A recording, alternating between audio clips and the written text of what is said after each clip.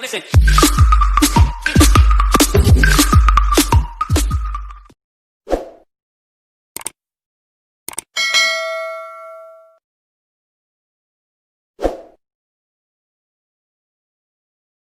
So again mga besh, welcome back to my channel. So this is Mark and nandito naman tayo sa ating nakakaloka at makabuluhang vlog about accounting tutorial. So sa nakaraang araw, na-discuss po natin ng about sa basic accounting equation at ang ang isa sa mga element of accounting equation which is an asset.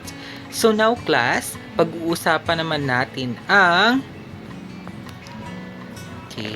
so we have here the basic accounting equation, liabilities, current liabilities, and non-current liabilities. Okay, so class, what are the main objectives of this lesson? Okay, so to define what is liabilities and also to differentiate the current liabilities and non-current liabilities. A recap mga besh, so we have the basic accounting equation, assets is equal to liabilities plus owner's equity. Okay, tapos na po ang assets. Pag-uusapan naman natin ang liabilities. Now, defined mga besh ang liabilities.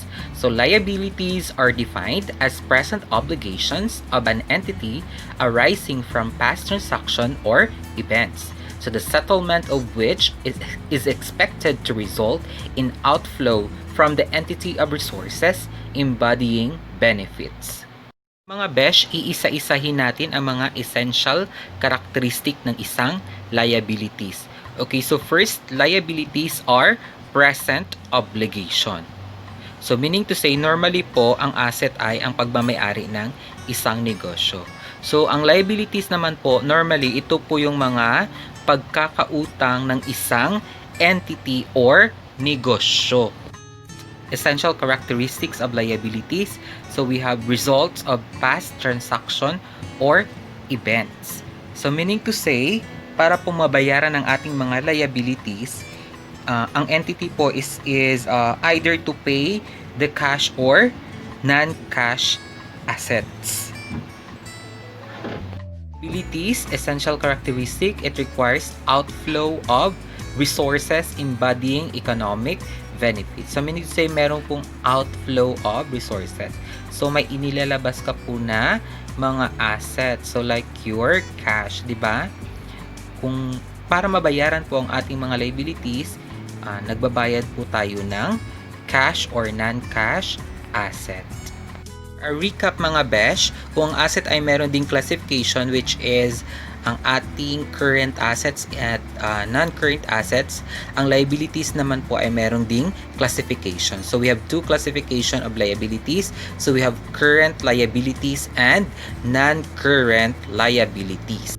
Okay, so current liabilities, it expects to settle the liability in its normal operating cycle. Okay, so ano pong ibig sabihin nito? So ang pagkakautang ng negosyo, kapag ito ay nababayaran within a normal operating cycle or within 12 months, ito ay nafo-fall sa current liabilities. Dahil ang current liabilities, ito ay mga pagkakautang ng negosyo na nababayaran within the normal operating cycle or within 12 months period. Okay, so next, it holds the liability primarily for the purpose of trading. Okay, so the liability is due to be settled within 12 months after the end of the reporting period. Next, the entity does not have an unconditional right to defer settlement of the liability for at least 12 months after reporting period. Okay, meaning to say, si entity, dapat niya mabayaran within the normal operating cycle ang pagkakautang ng isang entity. Kasi pag hindi niya ito nabayaran, hindi na po siya mapofall sa current liabilities. Mapofall na po siya sa non-current liabilities kasi po lagpas na siya within the normal operating cycle of the business.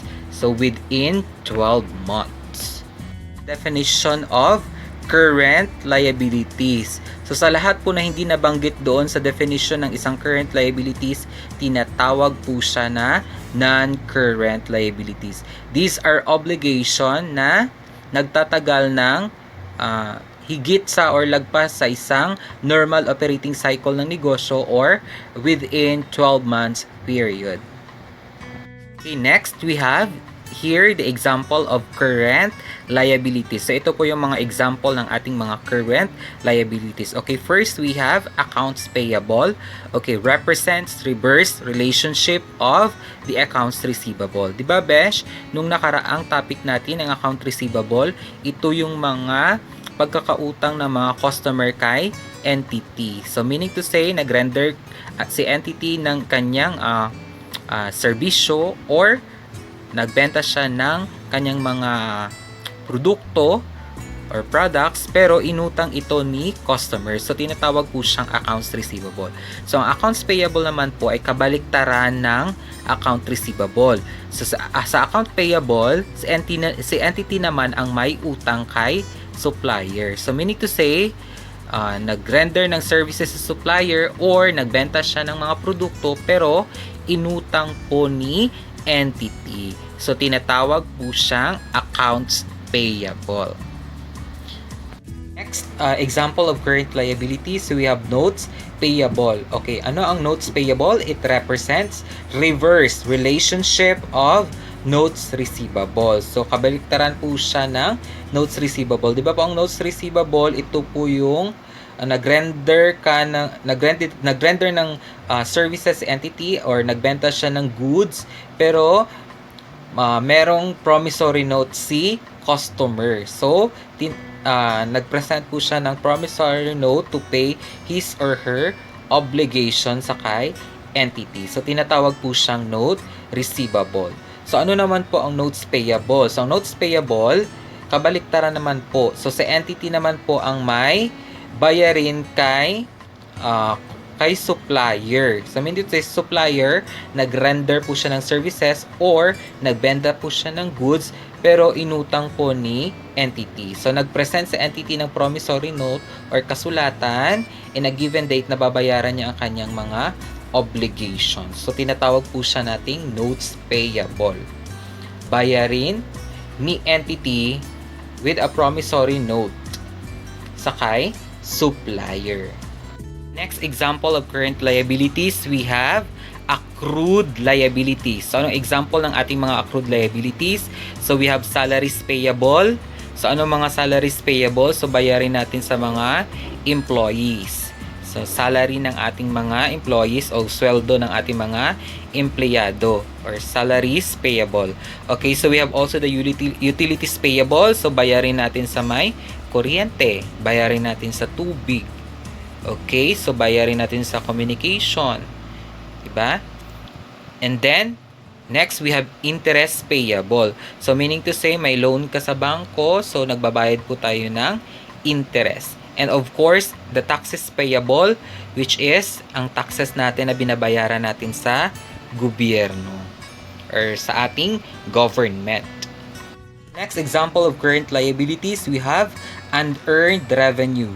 Okay, so when the business entity receives payment before providing its customers goods or services. So the amounts received are recorded in the unearned revenue account.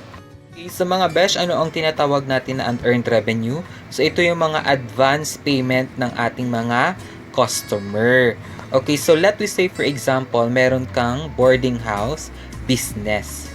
So si customer, meron siyang advance payment na 12 months ang kanyang binayaran sa iyo.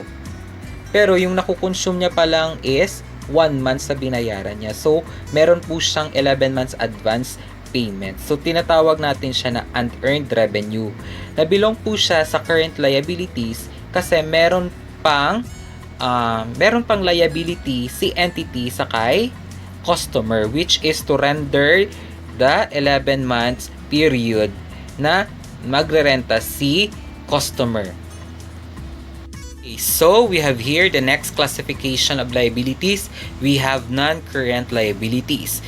Okay, example, mortgage payable. So mortgage payable, long-term debt of the business which the business entity has pledged assets as a security to the creditor. Okay, meaning to say, si entity, meron po siyang utang at meron po siyang ikinulateral na asset for security sa kanyang loan. Okay, let me say for example, si entity nag-loan kay Tan ng worth 10 million pesos. So as a collateral, para sa kanyang loan, kinulateral niya po ang kanyang building para for a secured collateral. Okay, next we have bonds payable. So, ano naman po ang bonds payable? So, usually ito po ay ginagamit ng isang organization to acquire or magkaroon po tayo ng substantial amount of loan. A recap mga besh, so basic accounting equation, assets is equal to liabilities plus owner's equity. So today we tackle about the definition of liabilities and the two classification of liabilities. So we have current liabilities and non-current liabilities. So dito na lang po nagtatapos ang ating vlog about liability. So bukas naman po, tatalakayin naman natin ang isang element ng ating accounting equation, which is your owner's equity account. So thank you for listening and watching my videos mga besh. Bye bye bye. Best shout out po sa lahat ng mga nagko-comment ng aking videos. Kay Eyes Mahinay, ang astig naman po ng intro. Wow, thank you so much. Nordam J, so shout out kay Nordam J. Very great intro, galing ha. Keep it vlogging sir, stay safe. Thank you so much Nordam J. And of course Apple and Helen 28, keep up the great work. Keep it up the great work. Well, thank you so much Apple and Helen, and of course kay Shirley Ann Alejano. Wow, accounting tutorial. So thank you so much sa lahat po nagko-comment ng aking mga videos. Maraming salamat po sa patuloy na pagsubaybay ng aking mga videos. Thank you so much mga besh.